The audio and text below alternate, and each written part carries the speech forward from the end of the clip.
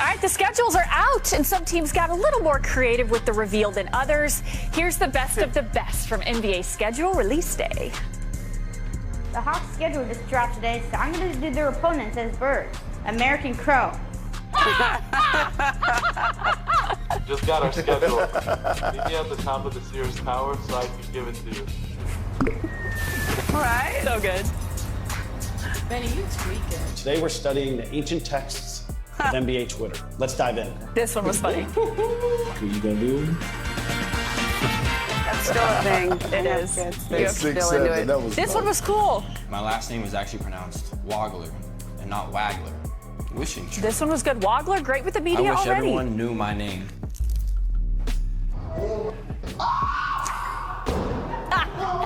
Classic. The villain. We play everyone. There you go. I like that. That one was good. That's actually pretty good. And that's very Dylan. Fits. Sold that. All right, hey, it's been a long time coming in Minnesota. The Timberwolves announced Kevin Garnett's number 21 is finally headed to the rafters this February when the Celtics are in town. Perk, what will that moment mean? Oh, it's about damn time, but it would mean everything for Kevin Garnett. He's been waiting on this moment. The city of Minnesota has been waiting on this moment. The organization has been waiting on this moment. I just can't wait to be there to watch my brother get his jersey, another jersey, up in the Raptors. KG, 1 of 1. All right, we have some breaking news coming into NBA today. The Cleveland Cavaliers are trading Dennis Schröder and cash to the Charlotte Hornets for Tre Mann.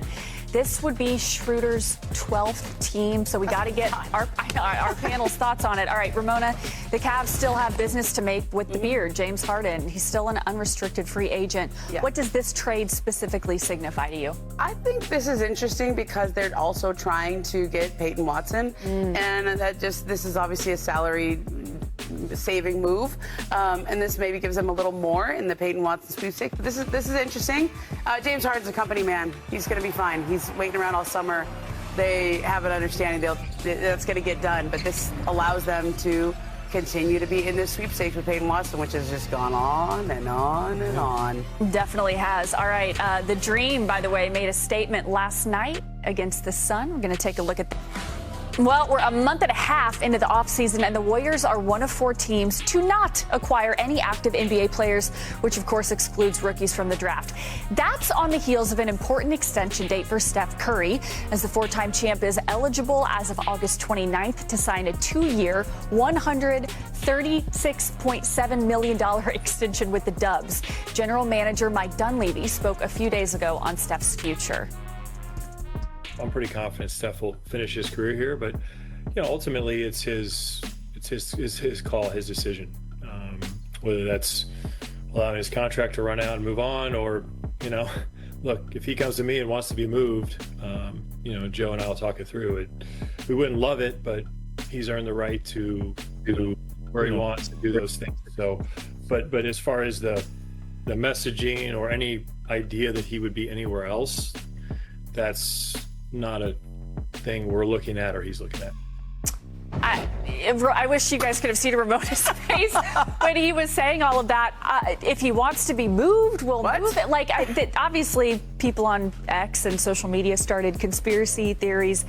Tim, what do you make of it? I just don't understand why the general manager put that out in the air. I don't think this was some well thought out point that Mike Dunleavy was making. I think he was just speaking and not thinking, to be honest with you. If you're going to talk about trading or having a not just a superstar, a legend, an icon, talking about moving on from him, doesn't Steph need to be the one to start that conversation? Why is the general manager putting that out in the air and putting Steph in a position where what do you think he's going to be bombarded with on media day? Questions about this. Look, as somebody who often talks too much and needs to be told by the producer in my ear to rap, I empathize. right? I understand, but happens to all of us. Can't Ramona. do that. The way he said it was like he just kept going too, and he was trying to dismount. Like, oh, maybe I shouldn't go there. Nobody's trading Steph Curry. Steph's not asking to be traded. He's going to sign an extension. The Warriors have 6 of their 7 next first-round draft picks, and the one that they don't fully have, they have up to 1 to 20. They're in pretty good position going forward. Yes, I know Jimmy Butler's out, but they're building around Steph. Steve Kerr came back for one last ride here. I don't know why he even went there. Yeah, in dramatic fashion, would Steve Kerr come back? Yes, he's coming back. Okay, so let's assume that Steph Curry is signing that extension and staying in Golden State. Perk, how do you feel about where they lie right now in the realm of NBA teams? I was just about to ask Ramona, are we sure that they're building around Steph Curry? Because if they were, then he would actually have a championship roster around him. I mean, let's be honest here. Like, Mike Dunleavy needs to do his damn job. The Warriors hasn't been relevant since Bob Myers was leading the charge. And when I say relevant, that means actually being able to compete for a championship. What moves has he made that has scared the rest of the league or has had Steph Curry walking into the arena with a confidence level of we actually could get it done? I know some people may say Jimmy Butler. Jimmy Butler was popular, and it's no knock to him, but he wasn't a powerful move. I heard they was in the sweepstakes for Giannis. I heard they was in the thing. Bob Myers, usually when he's in the sweepstakes, he actually goes and get that player and find a way to get it done. You're talking about a guy in Steph Curry who played at an all-NBA level last year when he was healthy.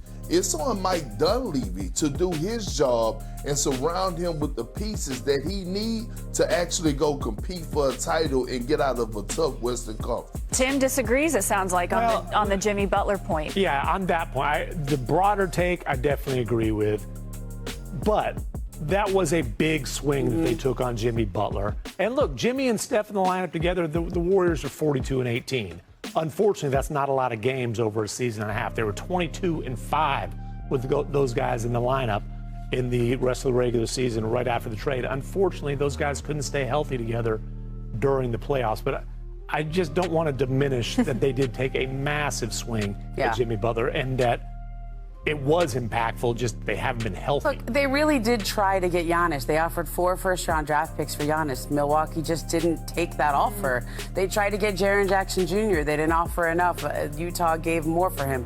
I mean, they've been trying. They just haven't succeeded so far. All right, well, Steph is heading into that 18th season. You're not trying hard enough. Steph heading into that 18th season. Of course, he's been with the Golden State Warriors the whole time. He'll be one of 7 players to play at least 18 seasons, all with a single franchise in NBA history. Now welcoming in our senior writer who covers the Warriors very closely, Anthony Slater. What can you tell us about their plans for Steph Curry and Mike's comments?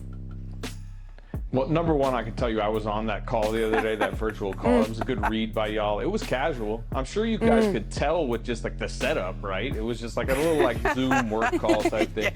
And he kind of, wound himself into the corner that he didn't need to go. But I just say it's not as frantic a situation. Steph Curry is not the type of superstar that's going to see a Zoom comment and suddenly, a situation changes. Bombarded at media